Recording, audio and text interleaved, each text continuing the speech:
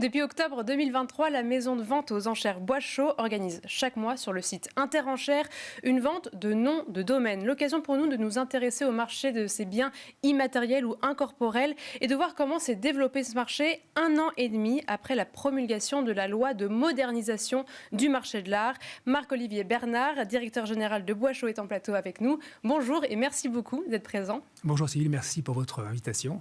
Alors on va commencer tout de suite. Est-ce que vous pouvez nous détailler de quoi parle-t-on quand on parle de biens immatériels ?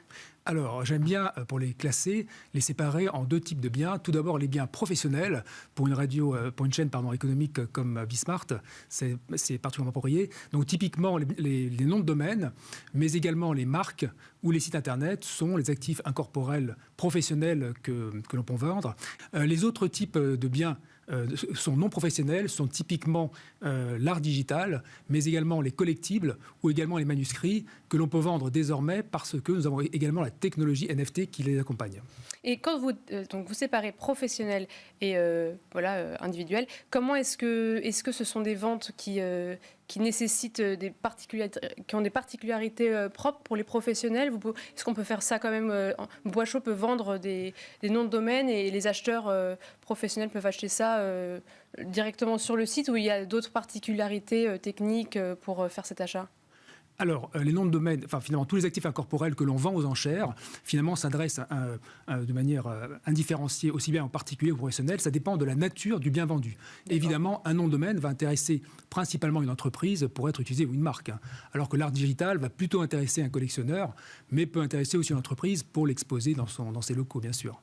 Donc Bois Chaud est particulièrement investi dans ces ventes de biens immatériels depuis 1 an et demi, depuis la promulgation de la loi de modernisation du marché de l'art, qui a permis du coup ces ventes de biens incorporels. Est-ce que vous avez vu une réelle différence? Est-ce que vraiment tout le marché a sauté sur l'occasion, ou c'est vraiment vous qui vous êtes spécialisé là-dedans? Alors curieusement, les maisons de vente ne sont pas tellement saisies. Il y a eu récemment un sondage qui a été fait par le Conseil des maisons de vente et qui a été publié dans la dernière tendance du marché de l'art, que nous pouvons peut-être voir rapidement à l'écran. Et donc, ce sondage montre que les maisons de vente sont intéressées par les incorporels, mais pour l'instant, c'est relativement prospectif. Alors, on voit ça, notamment, me semble-t-il, les NFT sont parmi les plus recherchés, tout en haut, me semble-t-il. Pour l'instant... Voilà, c'est plus c'est les licences qui sont... Ah, licence, pardon, oui, licence. Voilà. Donc là, nous avons... Ça, c'est le résultat d'un sondage qui montre que les maisons de vente s'y intéressent, mais dans les faits, nous avons réalisé une douzaine de ventes depuis la promulgation de cette loi, mais c'est vrai que la plupart des maisons de vente qui sont plus traditionnelles, plus ancrées dans les œuvres corporelles, et voilà, le marché, ou aussi la vente de véhicules professionnels, des choses comme ça, ne sont pas encore beaucoup intéressées. Et quel est le bilan de ces 12 premières ventes? Est-ce que vous savez quels sont les acheteurs? Est-ce que tout est parti? Comment ça s'est passé? Alors, et pour ça, il faut distinguer un peu par type de bien incorporel. Hein. Tout n'est pas logé à mes enseignes. Par exemple, si on s'intéresse aux ventes de noms de domaine. Donc, nous avons commencé avant ces ventes. Nous avons fait quelques ventes avant. Et ce qu'on remarque, c'est que, alors, ça se vend donc évidemment à des professionnels. Ça se vend, on va dire, plus rapidement que lorsque l'on fait des ventes de gré à gré. Vous voyez, les noms de domaine se vendent déjà de gré à gré. C'est un certain marché où l'acheteur intéressé par un nom de domaine vient voir le vendeur et s'ensuit une négociation. Il va le contacter directement. Voilà, directement. Et en général, c'est un acheteur très motivé qui va voir le détenteur du nom et s'ensuit une négociation qui peut être assez âpre. Et du coup, les prix sont peut-être encore plus élevés quand c'est en gré à gré. Bien sûr. L'intérêt justement, c'est une autre démarche.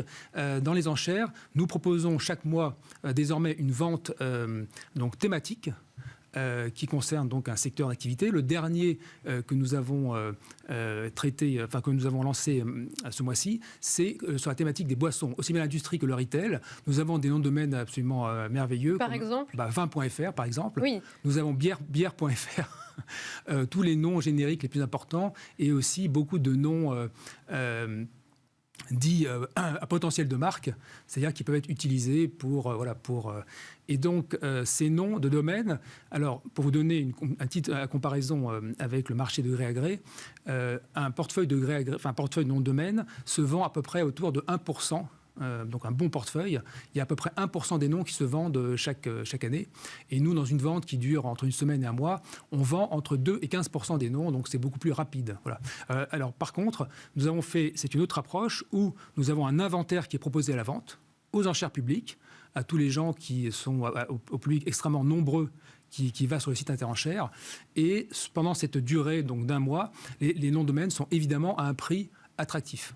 Et pourquoi vous êtes spécifié spécialement spécialement sur les noms de domaine? Alors, parmi les actifs professionnels, ce sont ceux qui sont finalement les plus simples à vendre.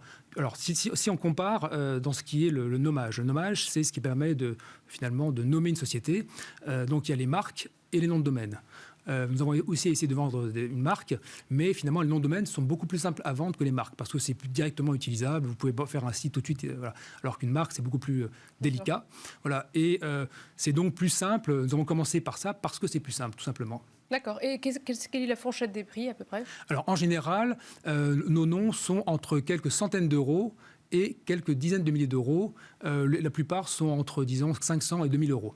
Mais alors, vous avez dit que donc, dans le secteur des noms de domaine, il y a 1% qui se revend chaque année, c'est ça? Voilà, c'est ça. J'ai bien compris.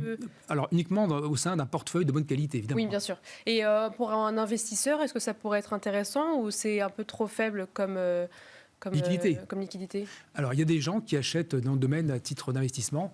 Évidemment, il faut les acheter à un prix attractif. Hein. Dans nos ventes, nous avons des investisseurs. En fait, il y a 3 types de publics.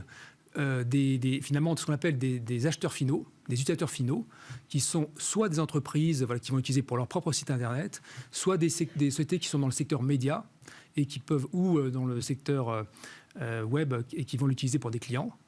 Donc ça, c'est professionnels qui ont une utilisation directe du nom de domaine. Et l'autre cas, ce sont des gens qui achètent à titre d'investissement. Et à titre d'investissement, à quoi il faudrait prêter attention particulièrement pour savoir si c'est un nom de domaine de qualité? Est-ce qu'il faut regarder justement si peut-être que ça a été enregistré dans un domaine, bien sûr que c'est plus raffilié à un site internet? Ce genre de spécificité comme ça? Alors déjà, il faut savoir que les actifs de type nom de domaine sont extrêmement peu liquides. Et donc, les gens qui investissent ont intérêt à avoir une certaine quantité de nom de domaine. Pas forcément une très grande quantité, mais acheter par exemple un seul nom de domaine, ça n'a pas beaucoup de sens. Hein. On peut avoir, disons, peut-être quelques dizaines de noms de domaine, mais il faut que ce soit vraiment des noms de très bonne qualité. Hein. Donc, ce qui est important, c'est la qualité intrinsèque du nom. Alors, ça peut être soit un nom du dictionnaire, un nom générique, dans un secteur d'activité porteur, mais ça peut être aussi un nom qu'on appelle à potentiel de marque. Mais alors, les noms à potentiel de marque sont, par exemple, ça peut être un nom propre. Oui, qui peut être utilisé, par exemple, Emile.fr, ça peut être utilisé pour aussi bien un restaurant que pour une marque de vêtements. D'accord. Et dernière question assez rapide, est-ce que du coup vous allez vous tourner vers les NFT, malgré le fait que là c'est vrai que c'est un marché dont on parle un petit peu moins, que c'est peut-être un peu plus stabilisé? Alors, oui, alors les NFT, il y a eu, en fait c'était une nouvelle technologie, et à chaque fois qu'il y a une nouvelle technologie, il y a un engouement. Et on oublie parfois que cette nouvelle technologie n'a d'intérêt que si le sous-jacent est intéressant. Donc ce qui s'est passé depuis 2 ans, c'est que finalement, des gens ont cherché à créer des NFT de tout et de rien et à les vendre de manière spéculative. Il y a évidemment eu un phénomène avec des gens qui ont essayé de s'y mettre et de sortir de l'argent le plus vite possible. Et évidemment, ça s'est effondré, comme ce phénomène s'est produit au début des années 2000 avec l'Internet.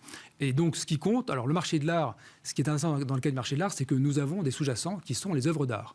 Et donc, ce que finalement nous observons, c'est que cette technologie, qui est finalement qui est grise, enfin qui n'est ni bien ni mal, elle est ce qu'on en fait. Et donc, si vous l'associez à des œuvres d'art d'intérêt, ça permet de finalement trouver des acheteurs potentiels. Mais dans le cas des NFT, une des difficultés, c'est que c'est un outil qui est assez complexe à manipuler pour l'instant. Il y a un besoin de simplification. Typiquement, un collectionneur du marché de l'art, nous, lorsqu'on a fait des ventes de NFT, on avait des acheteurs nés entre les années 50 et 70. On voyait des gens qui ont déjà un certain âge. Et pour eux, ça doit être simple. Oui. Et donc, il y a un besoin de simplifier. Voilà, c'est ce que nous sommes en train de faire pour démarrer début 2024 des ventes de NFT aussi sur Interenchères. Eh bien, merci beaucoup Marc-Olivier Bernard. Je rappelle que vous êtes directeur général de Bois Chaud. Merci d'être venu nous expliquer de ce patrimoine immatériel que nous pourrions développer. Quant à nous, on se retrouve la semaine prochaine pour un nouveau numéro d'Art et Marché.